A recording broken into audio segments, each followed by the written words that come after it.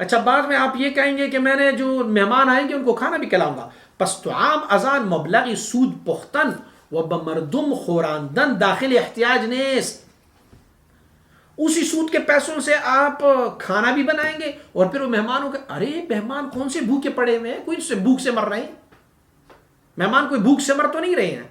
اور سود یا حرام چیز اس وقت ہمیں جائز قرار دی گئی ہے کہ جب بندہ بالکل بھوک سے مر رہا ہو اور کوئی حلال مل ہی نہیں رہا. کیا ضرورت ہے تجھے وہاں پر خیرات اور کھانا پکانے کی؟ کوئی ضرورت تو نہیں ہے. وہ ضرورت بیان متعلق نہ, کوئی ضرورت وہاں پر تعلق ہی نہیں رکھتا.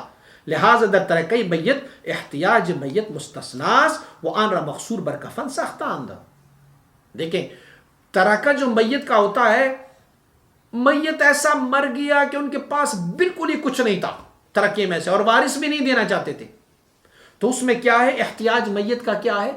کھانا کھلانا نہیں ہے مہمانوں کو, بھائی ٹرانسپورٹیشن نہیں ہے ان کے لیے, کوئی اعلیٰ کپڑے کا کفن نہیں ہے ان کے لیے, صرف کیا ہے مقصور بر کفن ساختہ است, صرف ان کو سمپل سا ایک کفن پہلائے.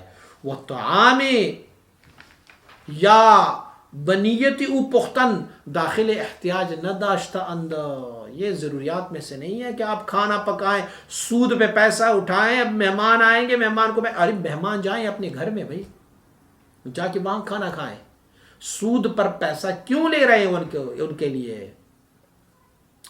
پس در صورت متنازع فیہم ملاحظہ فرمائیں کہ مستقرضان بسود محتاجند یا نہ. اب آپ دیکھیں گے, آپ کہتے ہیں کہ جو بندہ مجبور ہے وہ قرض پر پیسہ سود پر لے لے, ان کو چاہیے, تو اب آپ دیکھیں کہ وہ کیا اس طرح کی محتاج ہے یا نہیں, اس طرح کی احتیاج ہے کہ وہ بھوک کی وجہ سے مر رہا ہے, یا پھر ان کے تن میں بالکل کپڑا ہی نہیں ہے تو کپڑے لینے کے لیے وہ سود پر پیسہ لیں. وہ بتقدیری احتیاج طعام کی ایشان از برائے جماع ازان پل میں پزن آن جماع آن طعام خوردن حلالس یا نا. سب سے پہلے مجھے یہ بتائیں کہ جو سود پر پیسہ لیا اور خیرات کیا ہے اس پیسے سے, تو جن کو آپ کھلا رہے ہیں کیا وہ محتاج ہے اتنے کھانے کے لیے؟ اب وہ بھوک کی وجہ سے مر رہے ہیں, کیا آپ ان کو سود والا کھانا کھلا رہے ہیں؟ تو اگر وہ اس سے نہیں مر رہے ہیں بھوک کی وجہ سے, تو پھر سود اور ناجائز جو حرام چیزیں ہیں وہ اس وقت ہمیں بقدر ضرورت حالت اضطرار میں معاف کی گئی, اور وہ بقدر اضطرار, یہ بھی نہیں کہ رج کے کھائیں اس کو. تو اب آپ دیکھیں جو مہمان تمہارے آئے ہوئے ہیں کیا وہ اتنی محتاج ہے کہ اگر ان کو کھانا نہ کھلایا تو اب وہ مر جائیں گے, بھوک سے مر جائیں گے؟ اگر ایسا نہیں ہے تو پھر وہ تو احتیاج نہیں ہے, وہ تو محتاج نہیں ہے کھانا. ارے بھائی ابھی جنازے سے پہلے اس نے اپنے گھر میں رچ کے کھانا کھایا ہوا ہے, اپنی گاڑی پر آیا ہوا ہے, اپنے پیسے ہیں ان کے پاس, تو ان کو سود کے کھانے سے, سود کے پیسے سے ان کو کیسے کھانا کھلا رہے ہو؟ جماعداری و سپاگیری را حیلہ احتیاج ساختن و قرض بسود را بعین علت گرفتن و آن را جائز و حلال دانستن از تدین دور است.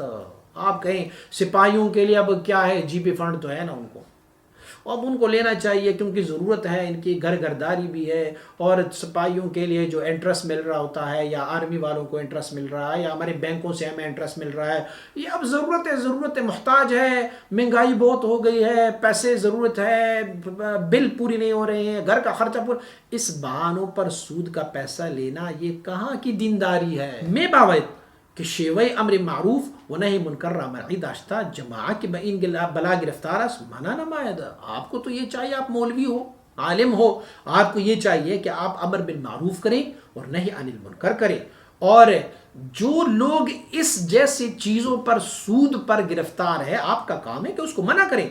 وہ بعدم صدق این حیلہ آگاہ سازند, اور ان کو بتایا جائے کہ بھائی یہ جو تم حیلہ بہانے بناتے ہو نا, کہتے ہو اسلامک بینکنگ ہے, یہ جو آپ کہہ رہے ہو کہ جناب آج کل ہم نے یہ بٹ کوائن لگایا ہوا ہے, ون کوائن لگایا ہوا ہے, ڈیجیٹل کرنسی ہے, فلاں ہوا, اس کو ایسے گھما پھرا کے جب آپ دھوکہ دے رہے ہیں تو آپ لوگوں کو بتاؤ کہ بھئی یہ دھوکہ ہے, یہ سود کے لیے رستے کو ہموار کرنے والی چیزیں ہیں, اس سے اجتناب کرو. چرا کسب را باید اختیار کنت کہ آخر بر ارتکاب ان قسم محظور مبتلا باید شد. وہ کام کیوں کر رہے ہیں، وہ کسب کیوں کر رہے ہیں کہ بندہ آخر میں حرام پر مبتلا ہو جائے، وہ کام ہی چھوڑ دے. وہ کیا بینک کی نوکری کے علاوہ کوئی اور نوکری نہیں، بینک کے علاوہ کوئی اور کام نہیں ہے، کیا سودی نظام کے علاوہ کوئی اور کام نہیں ہے؟ حلال تجارتیں اتنی ساری ہے. وجوہ معیشت بسیار است منحصر در سپاگیری نیست. معیشت کے لیے بہت زیادہ رستے کھلے ہوئے. اکیلا یہ نہیں ہے کہ میں بھرتی ہو جاؤں پولیس میں، جیسے کہ ہمارے ہاں بھرتی ہو جاتے ہیں، کتنے پیسے دے دیتے ہیں، 5 لاکھ 10 لاکھ دے دیتے ہیں. کسٹم والے تو 20-25 لاکھ لیتے ہیں. ہمارے رینجرز والوں کے پاس جب بھرتی ہو جاتے ہیں تو وہ تو پتہ نہیں کتنے پیسے ہوتے ہیں، کیونکہ ان کے ذہن میں یہ ہوتا ہے کہ آج میں اس کو انویسٹ کر رہا ہوں، 25 لاکھ دوں گا، انویسٹ کروں گا تو اس سے بڑھ کر ہی میں کماؤں گا. تو اگر سود کے لیے راہ کو اسی طریقے سے ہموار کرنا چاہیں ناجائز کے لیے، تو پھر تو سارے راہ ہموار کیے جا سکتے ہیں، لیکن اس کے علاوہ بھی بہت سارے کام ہیں. وچون شما از اہل صلاح و تقوایت روایت طیب در عقل فرستادہ شد. اگر آپ چونکہ اہل صلاح اور تقوی والے ہو تو آپ بالکل حلال چیزیں کھائیں، شبہات سے اپنے آپ کو نکالیں. پھر جب میں نے آپ کو یہ خط لکھی نا تو آپ نے مجھے جواب میں کیا لکھا؟ آپ نے مجھے لکھا ہے کہ نوشتہ بودن کہ درین زمان بے شبہ پیدا نہ میں شود. آپ نے مجھے لکھا کہ آج کل کے دور میں تو شبہات کے علاوہ کوئی کان مشتبہ کے علاوہ کوئی ملتا نہیں ہے. فرماتے درست است اما مہما امکن از شبہ باید احتراز نمود. ہاں یہ بھی ٹھیک ہے، آج کل بہت زیادہ چیزوں میں شبہات ہے، لیکن جتنی شبہات والی چیزیں کوشش کریں کہ اس سے بھی اپنے آپ کو بچائیں. زراعت بے طہارت کے منافی طیب داشتہ در ہندوستان اجتناب ہزار ممکن نیست. ہماری انڈیا میں تو آج کل یہ مجدد رحمۃ اللہ تعالی فرماتے ہیں، ہماری انڈیا میں تو آج کل یہ کہ آپ جو زراعت والی چیزیں ہوتی ہیں نا، جیسے آلو، گوبھی، اسی طرح گاجر، مولی، ان ساری چیزوں کو وہ چیزیں دی جاتی ہیں کہ جو ان کی طہارت ثابت نہیں ہے. تو فرماتے ہیں کہ ہمارے ہندوستان میں اس سے اجتناب تو ممکن نہیں ہے. لیکن کیا ہے؟ رب نے فرمایا لا یکلف اللہ نفسا الا وسعها. اللہ رب العزت ایک نفس کو ان کی قدرت اور طاقت کے مطابق مکلف فرما دیتا ہے. کوشش آپ کرتے جائیں گے، آپ کوشش کریں کہ میں کوئی ایسی چیز کھاؤں کہ جو مشتبہات اور حرام سے بالکل پاک ہو، تو آپ کوشش اس میں کریں. اما ترک طعام بسود نمودن در کمال آسانی است. لیکن جب آپ کو پتہ ہوگا کہ یہ کام سود والا ہے، یہ کھانا سود والا ہے، یہ تو چھوڑنا بہت آسان ہے. بھائی آپ کو پتہ ہو یہ کام سود کا ہے، چھوڑ دو، نہ کھاؤ، مر تو نہیں جاؤ گے نا. وہ کھانا نہ کھاتے ہوئے اگر سود کی بجائے آپ مشتبہ کھانا کھاؤ گے تو مشتبہ کھانا تو چلو پھر بھی آپ کے لیے اچھا ہوگا، سود سے تو اچھا ہوگا. حلال را حلال دانستن و حرام را حرام دانستن در حلال و حرام قطعی است کہ انکار آن بکفر میں کشد. حلال کو حلال جاننا اور حرام کو حرام جاننا یہ حلال اور حرام میں لازم ہے. متفق علیہ حلال کو حلال جاننا، متفق علیہ حرام کو حرام جاننا یہ ضروریات دین میں سے. اور اگر کسی نے متفق علیہ حلال کو حرام جانا، متفق علیہ حرام کو حلال جانا تو یہ کفر ہو جاتا ہے. لیکن ظنیات میں نہ انچنی نستا، جو شکوک و شبہات والی چیزیں ہوتی ہیں اس میں ایسے نہیں ہے، کیونکہ مشکوک چیزیں جب تک کہ ان کی شک ثابت نہ ہو اس وقت تک آپ کہیں گے کہ بھئی یہ چیز جائز ہے، حلال ہے تو حلال ہوگا. امور مباحاند نزد حنفی کے شافیان را مباح نہ میدان. امام ابو حنیفہ رحمۃ اللہ تعالی کے بہت سارے ایسے اقوال ہے کہ وہ کسی چیز کو مباح کہتے ہیں، لیکن امام شافعی صاحب اس کو مباح نہیں سمجھ رہے.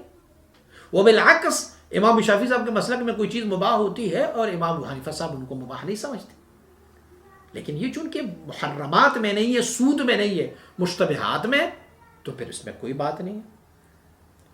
اب جس مسئلے میں ہم ہیں تو اس مسئلے میں یہ ہونا چاہیے کہ آپ کو معلوم ہے کہ یہ سود ہے، آپ خود اس کو مان رہے ہیں کہ سود ہے، پھر بھی حیلے بہانے بنا رہے ہو کہ نہیں جی پورا طعام جو ہے وہ سود میں شامل نہیں ہوا، جو ایکسٹرا لیا ہوا ہے وہ سود میں شامل ہوا. یہ کام غلط ہے.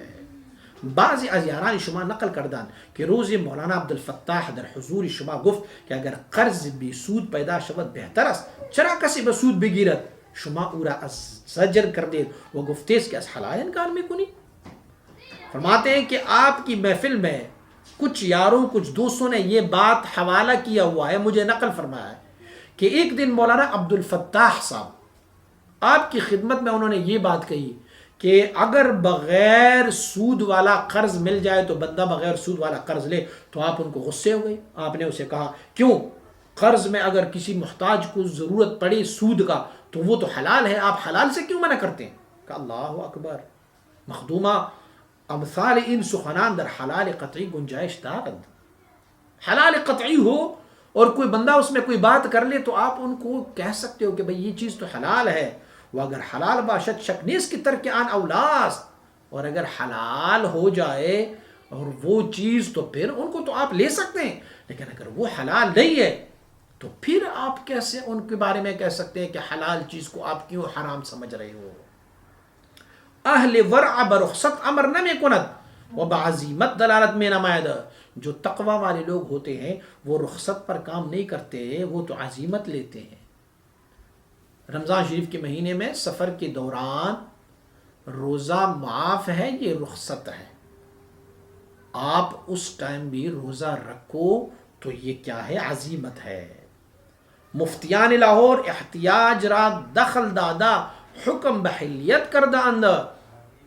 جو لاہور کے مفتی حضرات ہیں انہوں نے احتیاج کو دخل دیا ہوا ہے. وہ کہتے ہیں کہ احتیاج ہو تو پھر جائز ہے، اور احتیاج را دامن فراخست اگر پہن کنند ہیچ ربا نہ ماند. اور احتیاجات تو اتنے زیادہ ہیں، اگر ہم احتیاجات کی طرف آئیں، ہم کہ ہمیں ضرورت ہے، محتاج ہے ہم، تو ہمیں سود چاہیے، تو احتیاجات کا دامن تو اتنا پھیلا ہوا ہے کہ اگر ہم آئیں تو پھر یہ تو آئے شریف ہم ماننے کو تیار ہی نہیں رہیں گے.